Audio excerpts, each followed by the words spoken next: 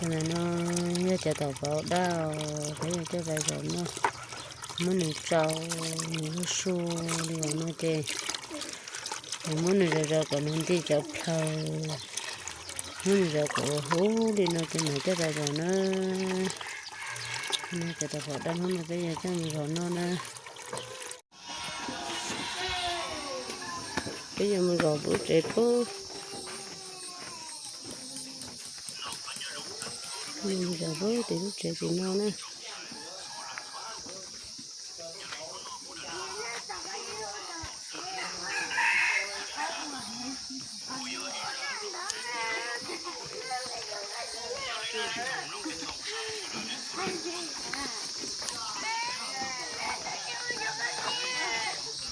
chị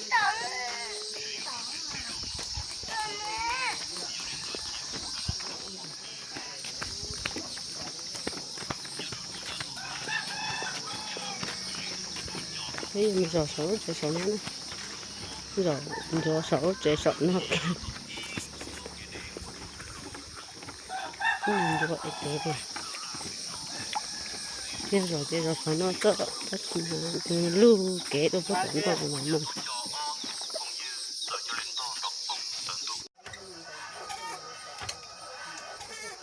rò tàu ơi cái mong luôn năng chạy rồi ghế rồi lên nó sẽ rồi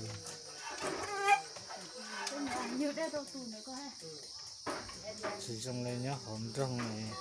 sờ cha rồi tới nó nhá để tóc sáng để sờ lúc dây mà rồi sẽ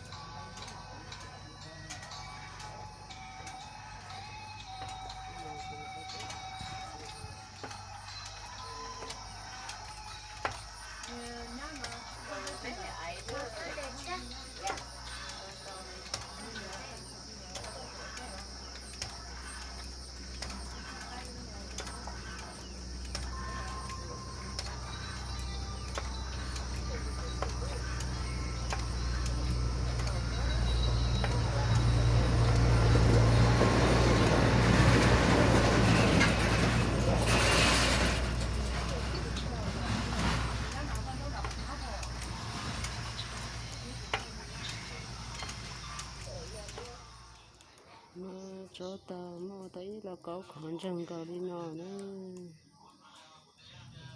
cho tàu ta thấy mình rồi thì mà cho ta mà tao ấy là có con rừng cầu đi nó